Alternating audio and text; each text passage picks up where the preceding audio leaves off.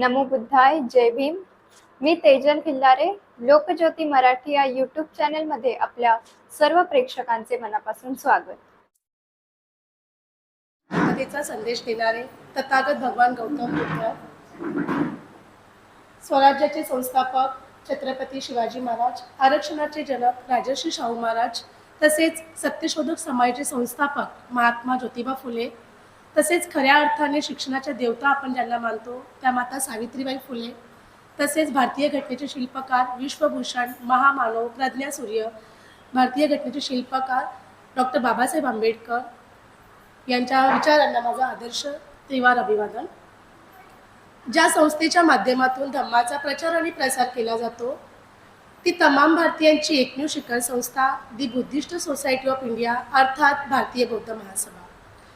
या संस्थेच्या राष्ट्रीय अध्यक्षा उपासिका मीराताई आंबेडकर यांच्या वायुगतीने चालणाऱ्या त्यागाला व कार्याला तुमचा आणि माझा सविनय जय.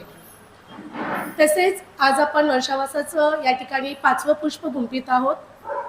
त्या पूजेचे आयोजक आजचे आहेत चंद्रकांत मोरे, आयुनी सारिका मोरेताई, यांनाही माझे त्रिवार अभिवादन. जय भीम. आजचा माझा विषय आहे सिम्बॉल ऑफ द नॉलेज. याचा अर्थ असे ज्ञानाचे प्रतीक. आपण वारंवार विहारामध्ये बरेचसे विषय आपण ग्रहण करत असतो, त्यामधून बऱ्याचशा विषयामधून आपल्याला त्याचा अंदाज आलाच असे की symbol of the knowledge doctor Babasaheb आंबेडकरांना का म्हटलेलं आहे, याच्या मागची जी पार्श्वभूमी आहे ती थोडक्यात सांगण्याचा मी प्रयत्न करणार आहे. फर्स्ट, तसे पाहता आपण जगाच्या इतिहासामध्ये अनेक राजे होऊन गेले. काहींनी तलवारीने आपले साम्राज्य जिंकलेले आहे, काहींनी संपत्तीच्या जोरावरती, तर काहींनी सत्तेच्या जोरावर प्रभाव टाकून शिक्षणाच्या आधारे ज्यांनी जिंकलेलं आहे मन लोकांचं, शिवाय देशभक्तीचं, देशाचं, ते एक महामानव प्रज्ञासूर्य डॉक्टर बाबासाहेब आंबेडकर. पुनश्च एकदा त्यांच्या प्रतिमेस मी त्रिवार अभिवादन व्यक्त करते. सर्वप्रथम डॉक्टर बाबासाहेब आंबेडकरांचा थोडक्यात अल्पसा परिचय जाणून घेऊया. डॉक्टर बाबासाहेब आंबेडकर सगळ्यांनाच माहीत आहे, 14 एप्रिल 1891 रोजी महू मध्य प्रदेश या ठिकाणी त्यांचा जन्म झालेला आहे. जन्म झाल्यानंतर त्या ठिकाणी शिक्षणाला पुरेसं असं वातावरण न लाभल्यामुळे रामजी सुभेदारांनी सातारा या ठिकाणी मार्गस्थ केलेला आहे आणि त्या ठिकाणी प्राथमिक शाळेत भीमाला त्या ठिकाणी प्रवेश घेतलेला आहे. तो इसवी सन 1900 ते 1904 या कालावधीमध्ये डॉक्टर बाबासाहेब आंबेडकर, म्हणजे पहिला भीमा त्यानंतर डॉक्टर बाबासाहेब आंबेडकर कसे घडले ते आपण बघूया.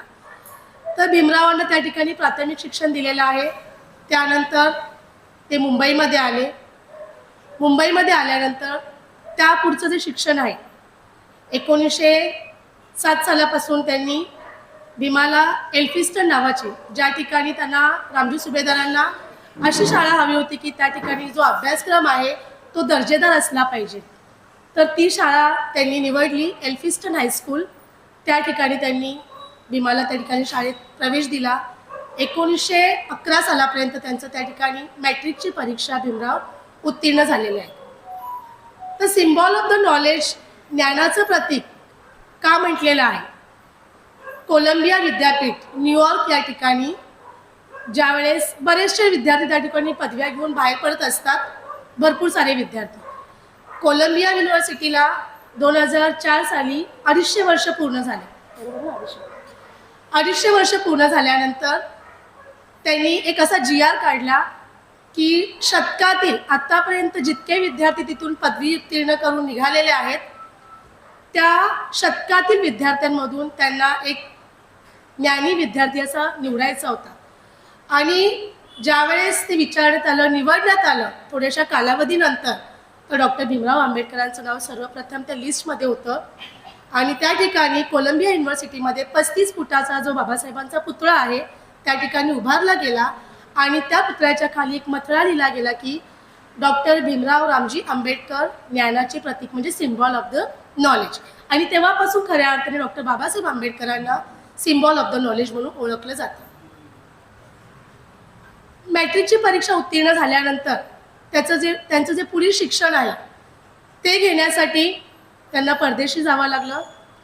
शिक्षण घेण्यासाठी त्यांना जी आर्थिक चणचण भासत होती याचा थोडासा पाठपुरावा राजर्षी शाहू महाराजांपर्यंत गेलेला आहे.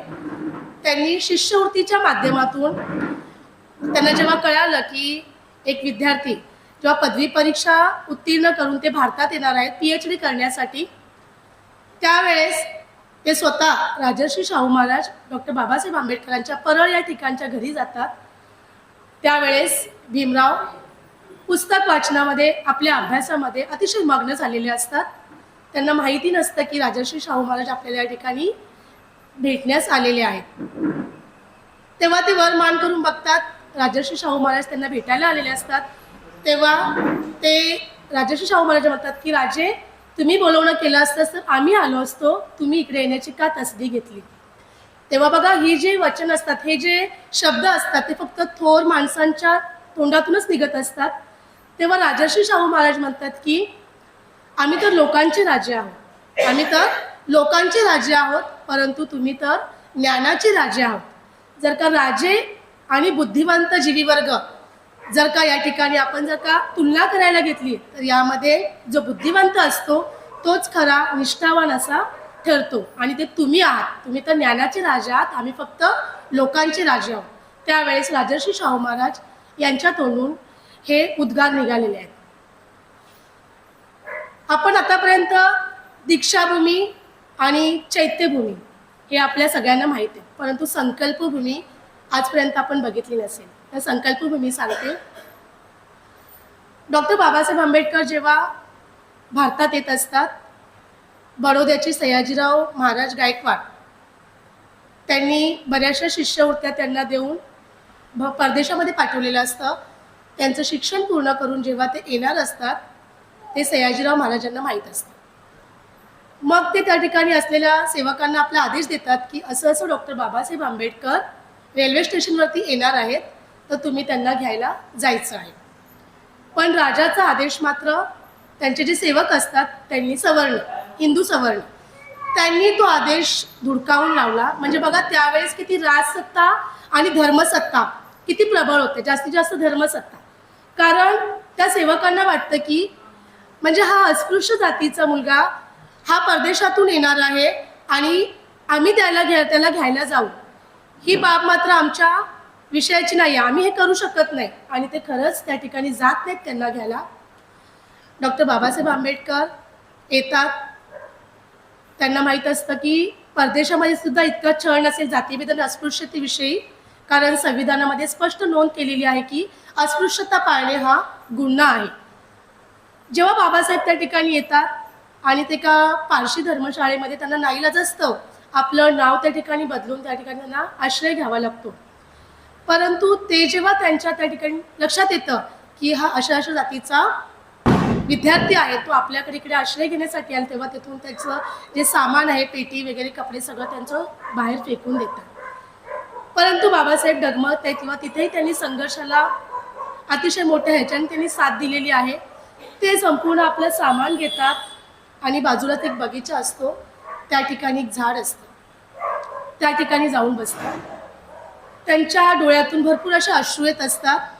परंतु ते अश्रू जरी त्या ठिकाणी अपमानाची जाणीव जरी त्या ठिकाणी देत असतील, खूप रडतात. रात्रभर ते विचार करतात की मी इतका उच्च विद्याविभूषित आहे आणि मला जर का या ठिकाणी अशी या ठिकाणी वागणूक मिळत असेल तर माझ्या समाजाला तर अजून ते शिक्षणापासून वंचित आहेत, तर त्यांचं काय. परंतु त्यांच्या डबडबलेत्या अश्रूंमधून, त्या अपमानांच्या जाणीवेमधून सुद्धा बाबासाहेबांचा जबरदस्त असा निर्धार त्या ठिकाणी दिसून येतो की माणसाला माणसासारखं वागू दिलंच पाहिजे. बघा, त्यावेळेस जर का अपमान झाला तर ते परत परदेशी जाऊ शकले असते, त्या ठिकाणी त्यांचं परत जंगी स्वागत झालं असतं, त्यांना मोठ्या ह्याच्याने त्यांना सन्मान दिला गेला असता. परंतु ते मागे फिरलेले नाहीत. म्हणजे संघर्ष बघा, संघर्ष आणि डॉक्टर बाबासाहेब आंबेडकरांचं व्यक्तिमत्व ही आहे संकल्पभूमी. आजही जेव्हा आपण बघितलं बडोद्याला, त्या ठिकाणी सयाजी उद्यान म्हणून त्या ठिकाणी नामांकित आहे, त्या ठिकाणी एक झाड आहे आणि त्या झाडाखाली डॉक्टर बाबासाहेब आंबेडकरांचा पुतळा, ती आहे आपली संकल्पभूमी. कळाली संकल्पभूमी सगळ्यांना. त्यानंतर डॉक्टर बाबासाहेब आंबेडकर, संविधान जेव्हा आपण वाचत असतो, संविधान म्हणजे आपला भारतीय राज्यघटना, आपली उद्देशिका, आपली जी प्रास्ताविका आहे, त्याच्यामध्ये आपण बघतो मूलभूत अधिकार आहेत, मार्गदर्शक तत्वे आहेत, या सर्वांची मिळून आपली काय बनलेली आहे, राज्यघटना बनलेली आहे. तो आपला घटनेचा आत्मा आहे. ओके. त्याच्यानंतर बऱ्याच जणांनी बाबासाहेबांना प्रश्न केला असतो की मूलभूत अधिकार तुम्ही का दिले, याच्या मागचं कारण काय आहे. तर बाबासाहेबांचं वाचन, त्यांची ज्ञानसंपत्ती इतकी प्रगड असते, एवढी गाढे अभ्यासक असतात ते, तेव्हा ते प्रत्येकानं ते उत्तर देतात. याच्या मागचं कारण त्यांचं वाचन. कधी कधी संविधान सभेमध्ये जेव्हा वादविवाद होत असतात तेव्हा डॉक्टर बाबासाहेब तितक्याच नेटेने त्यांना आन्सर देत असतात. तेव्हा लोक त्यांना विचारत असतात की बाबासाहेब तुम्ही कसे का तुम्ही हे वादविवादाला प्रत्येकाचे जे असतील ते खोडून काढणे मुद्दे, त्याच्यावरती सविस्तर असं विवेचन करणं, एक्सप्लेन करणं, या गोष्टी त्यांना वाचनाच्या माध्यमातूनच त्यांना तिथपर्यंत त्यांच्याकडे पोचलेल्या आहेत. 1952 साली जेव्हा डॉक्टर बाबासाहेब आंबेडकरांना ऑक्सफर्ड विद्यापीठ या ठिकाणी जेव्हा त्यांना विषय देण्यासाठी त्या ठिकाणी बोलवलं जातं, त्यावेळेस बाबासाहेब आपला विषय देत असताना ते इतकं सखोल विवेचन त्या ठिकाणी करतात, सविस्तर असं विवेचन करतात. त्यातल्या बऱ्याच जणांना प्रश्न पडतो की कसं काही शक्य आहे, कसं काही सगळं सांगू शकतात. तेव्हा बाबासाहेब, कारण बाबासाहेबांचं आणि पुस्तकांचं इतकं जवळचा असा घनिष्ठ संबंध आहे की पुस्तक वाचनानेच त्यांनी भीमराव ते डॉक्टर बाबासाहेब आंबेडकर नव्हे तर केवळ उच्च विद्याविभूषित ही पदवी त्यांनी केवळ वाचनाने संपादन केलेली आहे. पुस्तक आणि डॉक्टर बाबासाहेब आंबेडकर यांच्याविषयी जर का बोलायचं झालं, बाबासाहेबांनी राजगृह बांधलं ते पुस्तकांसाठी, ते त्यांच्या ऐशोरामासाठी बांधलेलंच नव्हतं. पण त्यांनी ज्या बांधलेल्या त्या वास्तूला राजगृह असं का नाव दिलं गेलं, तर बौद्ध धर्मामध्ये आपली मगध याची जी राजधानी आहे ती आहे राजगृह, आणि त्याच्यामध्ये बरेचशा बुद्धांचे तत्वज्ञान, विचारसरणी त्या ठिकाणी त्यांनी लागून म्हणून त्यांनी त्या पुस्तकांना दिलेलं आहे राजगृह असं नाव दिलेलं आहे. या राजगृहामध्ये एकदा बाबासाहेब जेव्हा त्यांनी पुस्तकांसाठीच तो बांधलेला होता, केवळ जेव्हा ते राजगृह बांधत असतात तेव्हा ते तिथले जे इंजिनियर असतात, म्हणजे बघा पुस्तकांविषयी किती त्यांना प्रेम आहे, त्या इंजिनियरला ते सांगतात की तू या वास्तूचा, या राजगृहाचा जो पाया आहे तो इतका भक्कम बांध की माझी पुस्तके थोडेसुद्धा हालायला सुद्धा नको. शिवाय आपण ज्या ठिकाणी जी पुस्तकं रचणार आहोत त्यातलं एक पुस्तकसुद्धा खाली पडता कामा नये. असंच एक दिवशी एक प्रसंग सांगते. एक तरुण असतो, बाबासाहेबांना पुस्तक रचण्यामध्ये तो मदत करत असतो.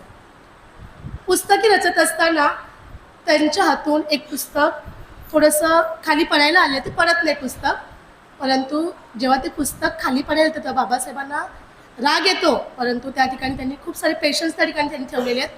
कारण बाबासाहेबांना कुठेच चीड आलेली नाही आहे, कुठेच त्यांची सहनशीलता आपल्याला दिसलेली नाही आहे की राग प्रत्येक ठिकाणी. म्हणून भारताची राज्यघटना ती लिहू शकलेली आहे. एवढे महान कार्य त्यांच्या हातून झाले. तर ते पुस्तक थोडंसं पडल्यासारखं झालं, पडलंही नव्हतं. तर बाबासाहेब अतिशय प्रेमाने, शांततेने, पण थोडासा त्याच्यामध्ये राग होता, तर त्या तरुणाला म्हणतात की हे पुस्तक फक्त पुस्तक नाही आहे, त्यातली जी पानं आहेत ना, ती प्रत्येक पानं जिवंतपणाची साक्ष देतात. आणि हे पुस्तक जर का खाली पडलं ना तर याचा खूप असा घोर मोठा अपमान होईल. त्याच्यामुळे पुस्तके सुद्धा रचताना, म्हणजे बघा त्यांचं लक्ष अगदी पुस्तकं रचण्यापासून सुद्धा त्यांचं लक्ष आहे. कारण संविधान जेव्हा आपण वाचत असतो, संविधान आणि बाबासाहेब घेतल्याशिवाय आपण वाचू शकत नाही, कारण संविधान आणि बाबासाहेब ह्या दोन्ही एकाच नाण्याच्या बाजू आहेत. शिवाय महिलांसाठी, कारण आपण बघतो इतर समाजातील ज्या काही महिला आहेत त्या म्हणतात की फक्त बाबासाहेब म्हणजे फक्त एखाद्या समाजापुरते सीमित आहेत. पण खरंच ज्या महिला ज्या म्हणतात ना, किंवा पुरुष जे म्हणत असतील की बाबासाहेब जे फक्त एका समाजापुरते सीमित आहेत, तर त्यांना बोलण्याचा जो अधिकार आहे तो सुद्धा आपल्या संविधानानेच दिलेला आहे, विसरता कामा नये. बाबासाहेबांचं संविधानामध्ये असलेले संविधानिक जे विचार आहेत त्याच्यामध्ये भाषिक स्वातंत्र्य असेल, अभिव्यक्ती स्वातंत्र्य असेल, विचार स्वातंत्र्य असेल.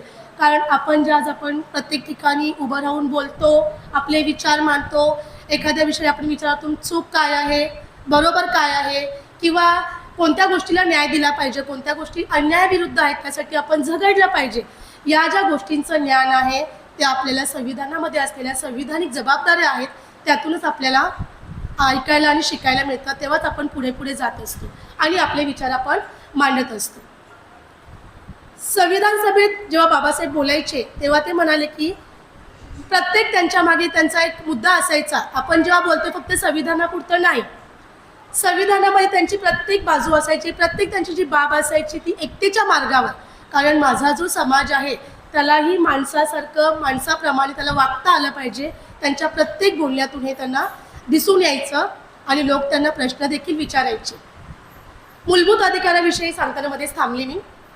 मूलभूत अधिकार जेव्हा त्याला एका तरुणाने विचारलं की मूलभूत अधिकार काय आहे, ते तुम्ही का घटनेत मांडले, याचा अर्थ काय आहे, कशासाठी आहे, तेव्हा बाबासाहेबांना असं नाही की फक्त भारतामध्ये जी राज्यघटना आहे त्यातीलच त्यांची मूलभूत अधिकार एवढाच अभ्यास आहे, नाही, त्यांनी प्रत्येक देशातील प्रत्येक घटनेचा, मग ती ब्रिटनची अलिखित राज्यघटना असेल, इंग्लंडची असेल, प्रत्येकाचा त्यांनी पुरेपूर असा सविस्तर असा अभ्यास केलेला आहे. म्हणून ते सडेतोडपणे आपली भूमिका मांडत असतात.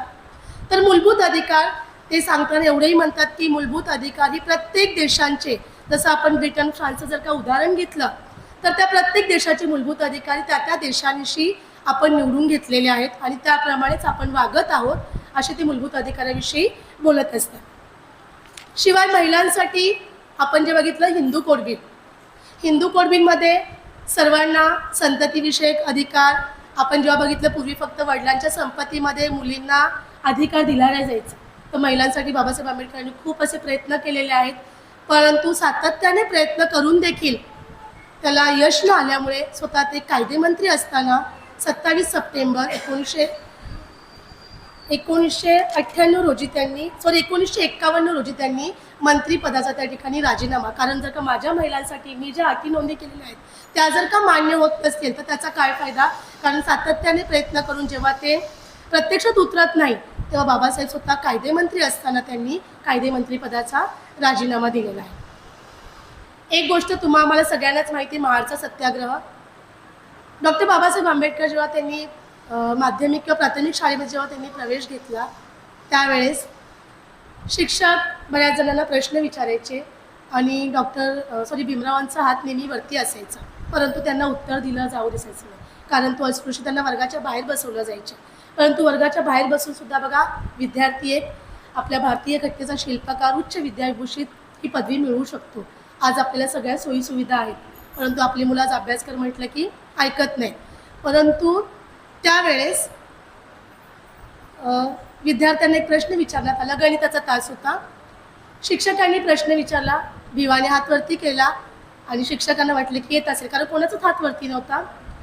हात वरती केला त्यांना पुढे, परंतु जेव्हा भीमराव पुढे आले तेव्हा जे सवर्ण हिंदू होते, ज्या शाळेमध्ये असणारी मुलं, ते सगळे ताडकन उभी राहिले आणि म्हणाले की नाही गुरुजी, तुम्ही त्यांना बोलू शकत नाही पुढे, कारण त्या बोर्डच्या मागे जे आमचे टिफिन्स आहेत, जर का त्या बोर्डला हात लागला तर आमच्या ज्या टिफिन्स आहेत त्याच्यामध्ये जे अन्न आहे ते आमचं अन्न. म्हणजे बघा किती धर्मसत्ता त्या ठिकाणी प्रबळ होती. इतका ज्ञानी विद्यार्थी जेव्हा तो सांगतोय त्याला महत्त्व दिलं गेलं नाही, परंतु त्याला टिफिनचं की आमचं अन्न बाटलं जाईल आणि कोणीच हात लावू दिला नाही. दुसरा एक प्रश्न भूगोलाचा तास असतो. शिक्षक विद्यार्थ्यांना प्रश्न विचारतात की कोणती अशी वस्तू आहे की जी ती आपण स्पर्श करू शकत नाही किंवा ती आपण पटकन पाहू शकत नाही, किंवा पाहू शकत असेल तर आपण त्याला स्पर्श करू शकत नाही. त्यावेळेस बरेचसे विद्यार्थी उठतात, कोणी सांगतं सूर्य, कोणी सांगतं चंद्र, कोणी सांगतं चांदण्या. परंतु डॉक्टर बाबासाहेब आंबेडकर उठतात आणि सांगतात की की तो जो माठ ठेवलेला आहे ना, पाणी भरलेला, ती अदृश्य वस्तू आहे, कारण तो मी पाहू शकतोय पण त्यातलं मी पाणी पिऊ शकत नाही. त्यांनी एका पुस्तकामध्ये असं सुद्धा लिहिलेलं आहे की नो पिऊन नो वॉटर, कारण जेव्हा पिऊन असायचा तेव्हाच त्यांना त्या ठिकाणी पाणी दिलं जायचं, म्हणजे बघा पाण्यासाठी. परंतु बाबासाहेब इथे त्यांनी संघर्ष तितकाच ताटपणाने सुरू ठेवलेला आहे. 14 तळे जे आहे महाड येथील, त्याआधी खाजगी म्हणून त्या ठिकाणी हे केलेलं होतं, शासनाने त्याला संमती दिली होती. परंतु जेव्हा त्या ठिकाणी जर कुत्रे मांजरे येऊन जर का पाणी पित असतील, परंतु आपल्या आपण जर का माणूस जातीचं असून जर का आपल्याला पाणी मिळत नसेल, ते बाबासाहेबांच्या लक्षात आलं आणि त्यांना माहिती आहे की ते स्वतः कायद्याचे चांगले अभ्यासक आहेत.